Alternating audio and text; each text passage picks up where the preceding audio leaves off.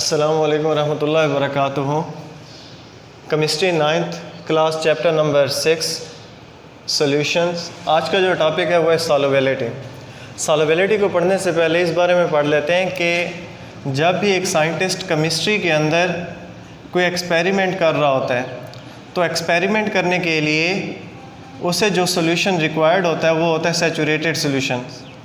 तो जब भी एक साइंटिस्ट केमिस्ट्री में कोई भी या लैब में कोई भी एक्सपेरिमेंट करता है तो वो सैचुरेटेड सॉल्यूशन को इस्तेमाल करता है, क्योंकि जो सैचुरेटेड सॉल्यूशन होते हैं ये प्योर सॉल्यूशन होते हैं और इन प्योर सॉल्यूशन को जो बनाने का जो प्रोसेस है वो कहलाता है सॉल्युबिलिटी। सॉल्युबिलिटी को उर्दू में कहते हैं हल पजीरी। हल पजीरी मीन्स कि सॉल्यूट को डिज़ोल्व करना सॉल्वेंट के अंदर ताकि हम एक सैचुरेटेड सॉल्यूशन प्रिपेयर कर सकें। This process is called solubility. तो solubility is the process to prepare a saturated solutions, and in this process solute is dissolved in the solvent to prepare a saturated solution। तो solute को solvent में डालकर saturated solution तैयार करने का जो अमल है वो कहलाता है solubility। और saturated solution क्यों तैयार किए जाते हैं? क्योंकि केमिस्ट्री के अंदर जब भी कोई साइंटिस्ट एक्सपेरिमेंट करता है तो उसे एक saturated solution रिक्वायर्ड होता है, क्योंकि जो सैचुरेटेड सोल्यूशन होते हैं वो प्योर सोल्यूशन होते हैं, इसलिए मोस्टली जो होते हैं वो सैचुरेटेड सोल्यूशन इस्तेमाल किए जाते हैं। और साथ ही जो सैचुरेटेड सोल्यूशन होते हैं ये स्टेबल भी होते हैं। स्टेबल और प्योर होने की वजह से सैचुरेटेड सोल्यूशन को मोस्टली यूज़ किया जाता है एक्सपेरिमेंट के अंदर। और इस प्रोसेस को नाम देते हैं सॉल्युबिलिटी, यानी कि हल पजीरी। तो इसकी साइंटिफिक डेफिनेशन पर आ जाते हैं। साइंटिफिक डेफिनेशन ये है कि number of grams of solute dissolved in 100 gram of solvent की जो मिकदार हो वो 100 ग्राम हो to prepare a saturated solution, ताकि हम एक सैचुरेटेड सोल्यूशन प्रिपेयर कर सकें एट पार्टिकुलर टेम्परेचर, एक मखसूस दर्जा हरारत पर। This process is called solubility. तो सॉल्युबिलिटी एक ऐसा प्रोसेस है जिसमें 100 ग्राम सॉल्वेंट के अंदर इतना सॉल्यूट डाला जाता है कि हमारे पास एक सैचुरेटेड सॉल्यूशन हासिल हो सके।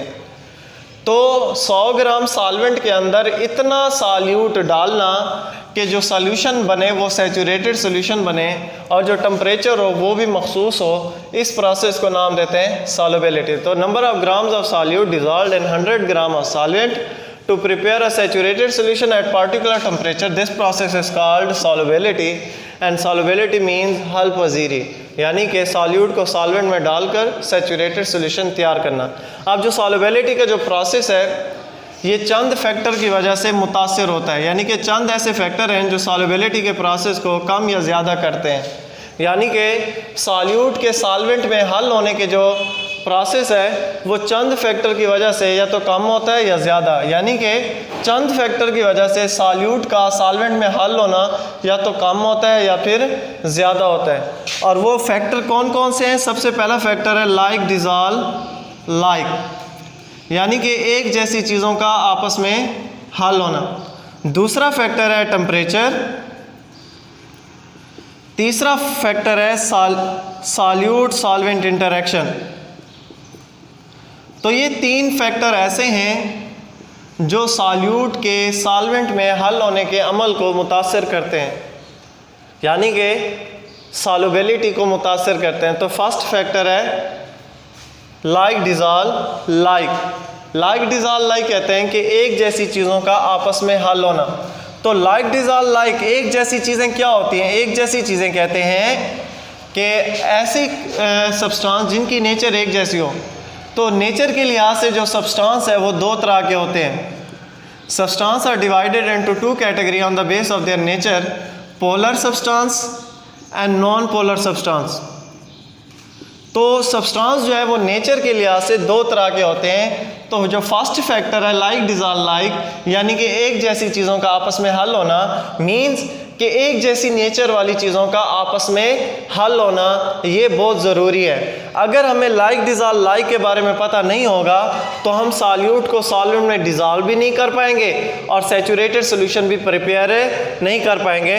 तो जो लाइक डिसॉल्व लाइक का फर्स्ट पॉइंट है वो ये है कि polar solute dissolve in polar solvent, यानी कि सॉल्यूट भी पोलर होना चाहिए नेचर के लिहाज से और सॉल्वेंट भी पोलर होना चाहिए। अगर दोनों की नेचर सेम है तो ये एक दूसरे में डिज़ॉल्व हो पाएंगे, अदरवाइज नहीं हो पाएंगे। फॉर एग्जांपल अगर हम मिसाल देखते हैं इसकी, तो सोडियम क्लोराइड घरों में इस्तेमाल होने वाला नमक आसानी से पानी में हल हो जाता है। क्यों? क्योंकि NaCl भी पोलर सब्सटेंस है और वाटर भी पोलर सब्सटेंस है, तो दोनों की नेचर एक जैसे होने की वजह से एक दूसरे के अंदर डिज़ॉल्व हो जाते हैं। सेकंड जो कंडीशंस है कि अगर हमारे पास सब्सटेंस नॉन पोलर है, यानी कि हमारे पास जो सॉल्यूट है वो नॉन पोलर है, और अगर सॉल्यूट नॉन पोलर है और सॉल्वेंट भी नॉन पोलर है, तो वो इजीली एक दूसरे में डिज़ॉल्व हो पाएंगे, अदरवाइज नहीं हो पाएंगे। मींस सॉल्यूट की नेचर भी नॉन पोलर है और सॉल्वेंट की नेचर भी नॉन पोलर है, तो दोनों की नेचर एक जैसे होने की वजह से एक दूसरे में डिज़ॉल्व हो जाएंगे। जैसे कि इसके एग्जांपल ले लेते हैं, जो ग्रीस इस्तेमाल होती है घरों में या जो पेंट इस्तेमाल होता है घरों में, वो इजीली डिज़ॉल्व हो जाता है कार्बन टेट्राक्लोराइड में। कार्बन टेट्राक्लोराइड का जो फार्मूला है वो है CCl4। क्यों? कार्बन टेट्राक्लोराइड भी नॉन पोलर है, ग्रीस और पेंट्स भी नॉन पोलर है। दोनों नॉन पोलर होने की वजह से ये इजीली एक दूसरे में डिज़ॉल्व हो जाते हैं, क्योंकि इनकी नेचर जो है ये एक जैसी है। थर्ड जो फैक्टर है कि अगर हमारे पास सॉल्यूट जो है वो नॉन पोलर है, सॉल्यूट हमारे पास नॉन पोलर है, तो अगर सॉल्यूट हमारे पास नॉन पोलर है जबकि सॉल्वेंट हमारे पास पोलर है, तो ये कभी भी एक दूसरे में डिज़ॉल्व नहीं हो सकते, क्योंकि दोनों की नेचर एक जैसी नहीं है। तो सॉल्यूट नॉन पोलर है, सॉल्वेंट पोलर है, तो ये कभी भी एक दूसरे में डिज़ॉल्व नहीं हो सकते। जैसे कि अगर हम पेट्रोल प्लस वाटर को एक दूसरे में ऐड करें तो कभी भी एक दूसरे में ऐड नहीं होता, क्योंकि दोनों की नेचर डिफरेंट है। तो जो फर्स्ट फैक्टर है लाइक डिज़ॉल्व लाइक, अगर हमें इसके बारे में पता होगा तो हम इजीली सॉल्यूट को सॉल्वेंट में डिज़ॉल्व करके सैचुरेटेड सॉल्यूशन प्रिपेयर कर सकते हैं। अगर हमें इन चीज़ों के बारे में नहीं पता तो हम सॉल्यूट को सॉल्वेंट में डिज़ॉल्व नहीं कर सकते। तो जो फर्स्ट फैक्टर है सॉल्युबिलिटी को जो मुतासर करता है वो है like dissolve like, means polar solute always dissolved in the polar solvent, non-polar solute always dissolved in the non-polar solvent, and the non-polar solute does not dissolve in the polar solvent, and the solubility is the number of grams of solute dissolved in the 100 gram of solvent to prepare a saturated solution at a particular temperature, and the solubility is affected by three factors like dissolve like, temperature and solute solvent interaction। First factor जो हमने पढ़ा है वो like dissolve like, शायद बाकी जो दो factor हैं वो इंशाल्लाह नेक्स्ट लेक्चर में पढ़ेंगे। उम्मीद है आपको अच्छी तरीके से समझ आ गया होगा। अल्लाह हाफिज़।